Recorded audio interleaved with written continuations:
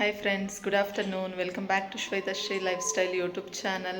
So ಇವತ್ತು ಶನಿವಾರ, ಮಕ್ಳಿಗೆ ಇವತ್ತೆಲ್ಲ ಸ್ಕೂಲ್ ರಜೆ ಇದೆ. ನಾಳೆ ಇನ್ನೇನು ಶಿವರಾತ್ರಿ ಹಬ್ಬ ಇದೆಯಲ್ಲ, ಸೊ ಅವ್ರಿಗೆ ಪ್ರಿಪ್ರೇಟ್ರಿ ಎಕ್ಸಾಮ್ ಇತ್ತು ಒಂದು 10 ಡೇಸಿಂದ. ಸೊ ಎಕ್ಸಾಮ್ ಎಲ್ಲ ನೆನ್ನೆ ಮುಗೀತು. ಇವತ್ತೆಲ್ಲ ಫ್ರೀಯಾಗಿ ಆಟ ಆಡೋಕ್ಕೆ ಹೋಗ್ಬಿಟ್ಟಿದ್ದಾರೆ. ಸೊ ನಾಳೆ ಹಬ್ಬ ಇರೋದ್ರಿಂದ ಇವತ್ತೇ ಎಲ್ಲ ಮನೆಯೆಲ್ಲ ಕ್ಲೀನ್ ಮಾಡ್ಕೊಳ್ಳೋಣ ಸ್ವಲ್ಪ ಅಂತ ಹೇಳಿಬಿಟ್ಟು, ಸೊ ದೇವ್ರ ಮನೆಯೆಲ್ಲ ಕ್ಲೀನ್ ಮಾಡಿಕೊಂಡು, ಡೂಪ್ಲೆಕ್ಸ್ ಮನೆ ಆಗಿರೋದ್ರಿಂದ ಸೊ ಕ್ಲೀನಿಂಗಿಗೆ ತುಂಬ ಟೈಮ್ ಹಿಡಿದ್ಬಿಡುತ್ತೆ. ಸೊ ಹಾಗಾಗಿ one day full before one day ಹಬ್ಬ, ಯಾವುದಾದ್ರೂ ಹಬ್ಬ ಬಂದರೆ ಒನ್ ಡೇ ಫುಲ್ಲು ಕ್ಲೀನಿಂಗೇ ಆಗಿಬಿಡುತ್ತೆ. ಸೊ ಹಾಗಾಗಿ ಇವತ್ತೆಲ್ಲ ಕ್ಲೀನ್ ಮಾಡ್ಕೊಂಬರೋಣ ಅಂತ ಹೇಳಿ ಈಗ ಎಲ್ಲ ಕ್ಲೀನಿಂಗೆಲ್ಲ ಆಗಿ ಈಗ ಸ್ನಾನ ಮಾಡ್ಕೊಂಡು ಬಂದು ದೇವ್ರ ಮನೆ ಕ್ಲೀನ್ ಮಾಡೋಣ ಅಂತ ಹೇಳಿ ಈಗ ಕ್ಲೀನಿಂಗ್ ಕೆಲಸ ಎಲ್ಲ ಮಾಡ್ಕೋಬೇಕು. ಸೊ ಮಕ್ಕಳು ಹೊರಗಡೆ ಆಟ ಆಡ್ತಿದ್ದಾರೆ, ಅವ್ರದ್ದೇ ಸಿಕ್ಕಾಪಟ್ಟೆ ಸೌಂಡ್ ಜಾಸ್ತಿ. ಸೊ ಎಲ್ಲರೂ ಸಬ್ಸ್ಕ್ರೈಬ್ ಮಾಡಿಕೊಂಡು ನನ್ನ ಯೂಟ್ಯೂಬ್ ಚಾನಲ್ನ ನೋಡಿ. ಸೊ ಎಲ್ಲರಿಗೂ ಲೇಡೀಸ್ಗೆಲ್ಲ ತುಂಬ ಇಷ್ಟ ಆಗುವಂಥ ಸ್ಯಾರಿ ವ್ಲಾಗ್ಸ್ ಎಲ್ಲ ಬಂದಿದೆ. ಸೊ ಅದೆಲ್ಲ ನೋಡಿದ್ದೀರಾ ಅಂತ ಅಂದ್ಕೊಂಡಿದ್ದೀನಿ. ಸೊ ಎಲ್ಲರೂ ಸಬ್ಸ್ಕ್ರೈಬ್ ಮಾಡ್ಕೊಂಡು ಫಸ್ಟು, ಆಮೇಲೆ ಫುಲ್ ವಿಡಿಯೋ ನೋಡಿ. ಇಷ್ಟ ಆದರೆ ಒಂದು ಲೈಕ್ ಮಾಡಿ. ಸೊ ಈಗ ಮಕ್ಳುಗಳಿಗೆ ಏನು ಅಡುಗೆ ಏನು ಮಾಡೋದು ಮಧ್ಯಾಹ್ನ ಅಂತ ಹೇಳಿಬಿಟ್ಟು ಈಗ ರೈಸ್ಗೆ ಇಟ್ಟಿದ್ದೀನಿ. ಸೊ ನೋಡ್ಬೋದು, ಇವತ್ತು ನನ್ನ ಮಗಳು ಅವಳು ಸ್ವಲ್ಪ ಟೈಪಿಂಗ್ ಪ್ರಾಕ್ಟೀಸ್ ಮಾಡಲಿ ಅಂತ ಹೇಳಿ ಲ್ಯಾಪ್ಟಾಪ್ ಇತ್ತಲ್ಲ, ಹಾಗಾಗಿ ಲ್ಯಾಪ್ಟಾಪಲ್ಲೇ ಮಾಡು ಅಂತ ಹೇಳಿ ಕೂರಿಸಿದ್ದೀನಿ. ಮತ್ತು ಸ್ವಲ್ಪ ಕಿತ್ತಲೆ ಹಣ್ಣು ತರ್ತೀವಲ್ವ, ಆಗ ಹಣ್ಣಿಂದು ಸಿಪ್ಪೆ ಎಲ್ಲ ಒಣಗಾಕಿದ್ದೀನಿ. ಯಾಕಂದರೆ ಇದನ್ನು ಪುಡಿ ಮಾಡಿ ನಿಂಬೆಹಣ್ಣು ಸಿಪ್ಪೆ, ನಿಂಬೆಹಣ್ಣೆಲ್ಲ ಹಿಂಡ್ಕೊಂಡಾದ್ಮೇಲೆ ಸಿಪ್ಪೆ ಬರುತ್ತಲ್ಲ, ಆ ಸಿಪ್ಪೆ ಮತ್ತು ಇದು ಕಿತ್ತಲೆ ಹಣ್ಣು ಸಿಪ್ಪೆ ಎರಡನ್ನೂ ಪೌಡರ್ ಮಾಡಿ ಹಚ್ಚೋದ್ರಿಂದ ಟ್ಯಾನ್ ಆಗಿರೋದೆಲ್ಲ ಹೋಗುತ್ತೆ ಅಂತ ಹೇಳಿಬಿಟ್ಟು, ಹಾಗಾಗಿ ನಾನು ಸ್ವಲ್ಪ ಒಣಗಿಸಿಟ್ಟಿದ್ದೀನಿ. ಕಿತ್ತಲೆ ಹಣ್ಣು ಈಗ ಸೀಸನ್ ಅಲ್ವಾ, ತರ್ತೀವಲ್ವ, ಹಾಗಾಗಿ ತಂದಾಗ ಸಿಪ್ಪೆನೆಲ್ಲ ಇಟ್ಟಿದ್ದೀನಿ. ಮತ್ತು ಇದಕ್ಕಿದ ಕಾಳು, ಸೊ ಅದನ್ನೆಲ್ಲ ಬಿಸಿಲಿಗೆ ಇಟ್ಟಿದ್ದೆ. ಈಗ ಬಿಸಿಲು ಹೋಯಿತು ಅಂತ ಹೇಳಿ ಒಳಗಡೆ ತೊಗೊಂಬಂದು ಇಟ್ಟಿದ್ದೀನಿ. ಸೊ ಹಾಗಾಗಿ ಮಗಳಿಗೆ ಇವತ್ತು ಟೈಪಿಂಗ್ ಮಾಡು, ಪ್ರಾಕ್ಟೀಸ್ ಮಾಡು ರಜೆ ಇದ್ದಾಗೆಲ್ಲ ಅಂತ ಹೇಳಿ ಈಗ ಕೂರಿಸಿದ್ದೀವಿ. ಸೊ ಅವಾಗ ನಾವೆಲ್ಲರೂ ಟೈಪಿಂಗ್ ಕ್ಲಾಸ್ಗೆ ಹೋಗಿ ಟೈಪಿಂಗ್ ಎಲ್ಲ ಕಲ್ತ್ಕೊಂಡಿದ್ವಿ. ಸೊ ಇವ್ರಿಗೂ ಮನೆಯಲ್ಲೇ ಪ್ರಾಕ್ಟೀಸ್ ಆಗಲಿ, ಯಾಕಂದರೆ ಫ್ರೀ ಟೈಮ್ ಇದ್ದಾಗ ಬರೀ ಟಿ ವಿ ಮೊಬೈಲ್ ನೋಡೋ ಬದಲು ಯಾವ್ದಾರು ಒಂದು ಕೆಲಸ ಮಾಡ್ತಾ ಇರಲಿ ಅಂತ ಹೇಳಿಬಿಟ್ಟು, ಅದಕ್ಕೇ ಲ್ಯಾಪ್ಟಾಪ್ ಇತ್ತಲ್ವ, ಸೊ ಹಾಗಾಗಿ ಅದನ್ನೇ ಕೊಟ್ಟಿದ್ದೀನಿ ಇವತ್ತು. ಸೊ ಸ್ವಲ್ಪ ಹೊತ್ತು ಪ್ರಾಕ್ಟೀಸ್ ಮಾಡಲಿ, ಒಂದೇ ದಿನ ಕಲಿಯೋಕ್ಕಾಗಲ್ಲ. ಸೊ ಹಾಗಲೇ ಡೈಲಿ ಸ್ವಲ್ಪ ಸ್ವಲ್ಪ ಪ್ರಾಕ್ಟೀಸ್ ಮಾಡಲಿ ಅಂತ ಹೇಳಿಬಿಟ್ಟು ಸೊ ಕೊಟ್ಟಿದ್ದೀವಿ. ನಾನು ಟೈಪಿಂಗ್ ಕ್ಲಾಸ್ಗೆ ಹೋಗಬೇಕಾದ್ರೆ ಟೈಪಿಂಗ್ ಮಿಷಿನಲ್ಲಿ ಮಾಡ್ತಾ ಇದ್ದಿದ್ದು. ಈಗ ಟೈಪಿಂಗ್ ಮಿಷಿನ್ ಅಷ್ಟಾಗಿ ಎಲ್ಲೂ ಇಲ್ಲ. ಇದೇ ಟೈಪಿಂಗ್ ಕ್ಲಾಸಸ್ಸೂ ಅಂದರೆ ಅಷ್ಟೊಂದು ಕಡೆ ಇಲ್ಲ ಈಗ. ಸೊ ಹಾಗಾಗಿ ಲ್ಯಾಪ್ಟಾಪಲ್ಲೇ ಟೈಪಿಂಗ್ ಮಾಡ್ಕೊಳ್ಳೋದು. ನಾವು ಎಷ್ಟು ಕಷ್ಟಪಟ್ಟು ಅವಾಗ ಕಲಿತಾ ಇದ್ವಿ. ಟೈಪಿಂಗ್ ಮಿಷಿನಲ್ಲಿ ಒತ್ತುತ್ತಾ ಇದ್ದರೆ ಸೌಂಡ್ ಕೇಳೋಕ್ಕೆ ಆಗ್ತಿರಲಿಲ್ಲ, ಕ್ಲಾಸ್ ಫುಲ್ಲು ಅಷ್ಟು ಸೌಂಡ್ ಬರ್ತಾಯಿತ್ತು. ಸೊ ಅದೇ ಎಲ್ಲ ನನ್ನ ಮಗಳಿಗೆ ಹೇಳ್ತಾ ಇದ್ದೆ, ನಾವು ಆ ರೀತಿ ಕಲ್ತ್ಕೊಂಡಿದ್ವಿ. ಟೈಪಿಂಗ್ ಕ್ಲಾಸ್ಗೆ ಹೋಗಿ ಒಂದು ಯಾವುದು ಜೂನಿಯರ್ ಸೀನಿಯರ್ ಎಲ್ಲ ಕಲ್ತಿದ್ದೆ. ಕನ್ನಡ ಕಲ್ತಿಲ್ಲ, ಬಟ್ ಇಂಗ್ಲೀಷ್ ಮಾತ್ರ ಟೈಪಿಂಗ್ ಎಲ್ಲ ಕಲ್ತಿದ್ದೆ.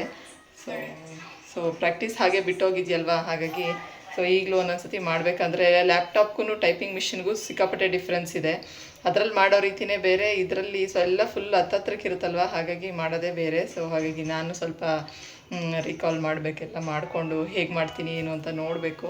ಸೊ ಅದಕ್ಕೆ ನನ್ನ ಮಗಳಿಗೂ ಹೇಳಿ ಇವತ್ತು ಎಲ್ಲ ಕೂರಿಸಿದ್ದೀನಿ. ಟೈಪಿಂಗ್ ಮಾಡೋ ಅಂಥದ್ದು ಕಲಿ, ಸ್ಪೀಡ್ ಬರಲಿ ಅಂತ ಹೇಳಿಬಿಟ್ಟು.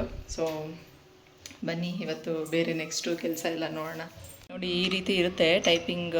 ಇದು ಟ್ಯುಟೋರಿಯಲ್ ಅಂತ ಓಪನ್ ಮಾಡಿಕೊಂಡ್ರೆ ಈ ರೀತಿ ಬರುತ್ತೆ. ಅದರಲ್ಲಿ ಒಂದೊಂದು ಫಿಂಗರ್ಗೂ ಹೇಗೆ ಇಟ್ಕೊಬೇಕು, ಯಾವುದು ಟೈಪ್ ಮಾಡಬೇಕು ಅಂತೆಲ್ಲ ಬರ್ತಾ ಇರುತ್ತೆ.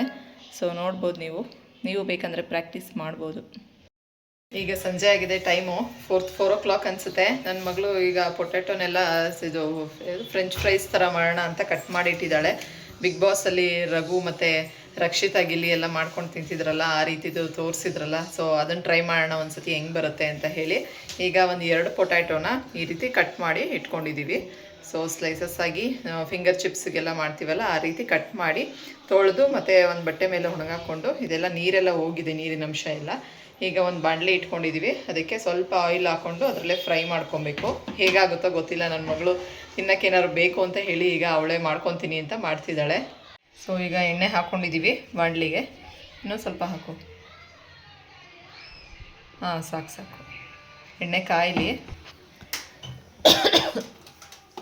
ಈಗ ಎಣ್ಣೆ ಕಾಯ್ದಿದೆ. ಕಾಯ್ದಿದೆ. ಇಲ್ಲಿ ಹಾಕಿಬಿಟ್ಟು ಇದು ಗೋಲ್ಡನ್ ಬ್ರೌನ್ ಬರೋವರೆಗೂ ನೀಟಾಗಿ ಫ್ರೈ ಮಾಡ್ಕೋಬೇಕು. ಸ್ಪೂನ್ ಕೊಡು. ತುಂಬ ಈಸಿ ಅಂತ ತೋರಿಸ್ತಾರೆ, ನೋಡೋಣ ಹೇಗಿರುತ್ತೆ, ಚೆನ್ನಾಗಿರುತ್ತಾ ಏನು ಮೊಟ್ಟೆ ಹಾಕೋದ್ರಿಂದ ಅಂತ. ಇದನ್ನು ಎಣ್ಣೆ ಹಾಕಿ ಸ್ವಲ್ಪ ಅದರಲ್ಲೇ ಗೋಲ್ಡನ್ ಬ್ರೌನ್ ಬರೋವರೆಗೂ ಸೊ ಫ್ರೈ ಮಾಡ್ಕೊಳ್ಳೋಣ.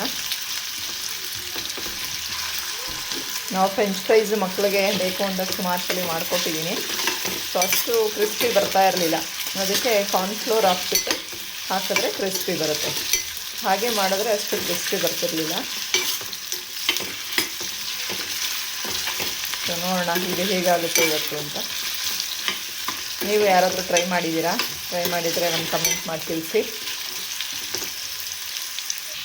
ಸ್ವಲ್ಪ ಜಾಸ್ತಿ ಟೈಮೇ ಇಡಿಸುತ್ತೆ ಇದು ಗೋಲ್ಡ್ ಕಲರ್ ಬರಬೇಕು ಅಂದರೆ, ಗೋಲ್ಡನ್ ಬ್ರೌನಿಗೆ ಟರ್ನ್ ಆಗಬೇಕು ಅಂದರೆ.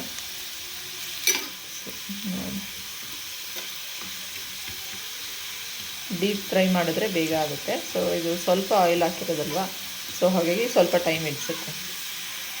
ಈಗ ಸ್ವಲ್ಪ ಗೋಲ್ಡನ್ ಬ್ರೌನ್ ಕಲರ್ಗೆ ಟರ್ನ್ ಆಗ್ತಿದೆ. ಸೊ ಸ್ವಲ್ಪ ನಿಧಾನ ಆಗುತ್ತೆ ಮಾಡೋದು, ನಿಧಾನಕ್ಕೆ ಮಾಡಬೇಕು.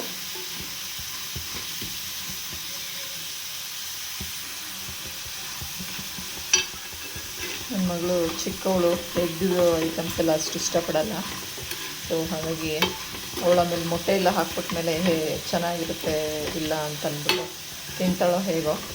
ಸೊ ಹಾಗಾಗಿ ಅವಳಿಗೊಂದು ಸ್ವಲ್ಪ ಹೆಚ್ಚಿಟ್ಕೊಂಡ್ಬಿಡ್ತೀನಿ ಲೇಟ್ಗೆ. ಆಮೇಲೆ ಅವಳು ಮೊಟ್ಟೆ ಹಾಕಿರೋದು ನನಗೆ ಬೇಡ ಅಂದರೆ ಮತ್ತೆ ಅವಳಿಗೆ ಮತ್ತೆ ಸಪ್ರೇಟ್ ಮಾಡೋದಕ್ಕಾಗಲ್ಲ. ಸೊ ಹಾಗಾಗಿ ಇಷ್ಟರಲ್ಲೇ ಮಾಡೋಣ ಅಂತ. ಸೊ ಅವಳಿಗೆ ಸ್ವಲ್ಪ ಒಂದು 5 ಪೀಸ್ ಎತ್ತಿಟ್ಕೊಂಡಿದ್ದೀನಿ. ಇದಕ್ಕೆ ಉಪ್ಪು ಖಾರ ಹಾಕ್ಕೊಂಡ್ರೆ ಫ್ರೆಂಚ್ ಫ್ರೈಸ್ ರೆಡಿ. ಸೊ ಈಗ ಇದಕ್ಕೆ ಮೊಟ್ಟೆ ಹೊಡೆದಾಕಿ ಅದಕ್ಕೆ ಉಪ್ಪು ಖಾರ ಹಾಕ್ಕೊಂಡು ತಿನ್ನೋದಂತೆ. So will try. ಬರೀ ಇದನ್ನೆಲ್ಲ ಸೈಡ್ಗೆ ಹಾಕ್ಕೊಂಡು ಹೀಗೆ ಇದಕ್ಕೆ ಮೊಟ್ಟೆ ಹೊಡೆದು ಹಾಕ್ಕೊಳ್ಳೋವಂಥದ್ದು.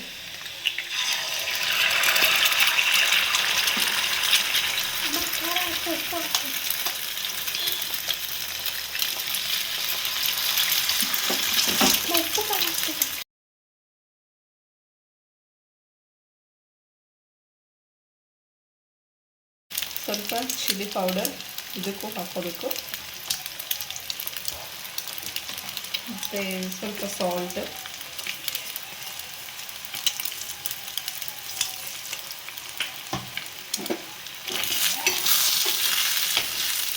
ಮಾಡಬೇಕಾಗ್ತದೆ. ಎರಡನ್ನೆಲ್ಲ ಹಾಕಿ ಮೊಟ್ಟೆ ಮಿಕ್ಸ್ ಮಾಡಬೇಕು.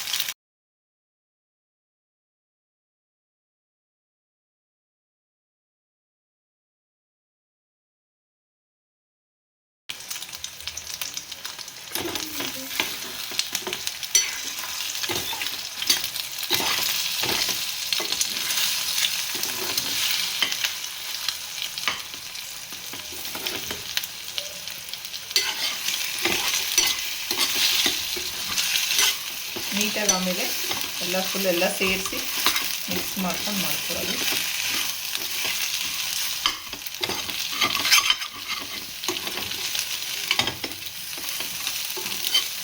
ಸೊ ನೋಡೋಣ, ಫಸ್ಟ್ ಟೈಮ್ ಮಾಡ್ತಾ ಇರೋವಂಥದ್ದು ಹೇಗಿದೆ ಅಂತ ಟೇಸ್ಟ್ ನೋಡಿ ನನ್ನ ಮಗಳು ನಿಮಗೆ ರಿವ್ಯೂ ಕೊಡ್ತಾಳೆ. ಅಂದರೆ ನನಗೂ ಈ ರೀತಿ ಮೊಟ್ಟೆದು ಈ ಥರ ಮಿಕ್ಸ್ ಮಾಡ್ಕೊಂಡು ತಿನ್ನೋಕೆ ಅಷ್ಟು ಇಷ್ಟ ಆಗಲ್ಲ. ಸೊ ಹಾಗಾಗಿ ಇವತ್ತು ಅವಳಿಗೋಸ್ಕರ ಅಂತ ಮಾಡ್ತಾ ಇರೋದು ಈವ್ನಿಂಗ್ ಸ್ನ್ಯಾಕ್ಸ್. ಅದೇ ಸ್ವಲ್ಪ ನೀಟಾಗಿ ಫುಲ್ಲು ಅದೆಲ್ಲ ಯೆಲ್ಲೋ ಕಲರೆಲ್ಲ ಇದಾಗಬೇಕಲ್ಲ, ಆ ರೀತಿ ಮಾಡ್ಕೋಬೇಕು.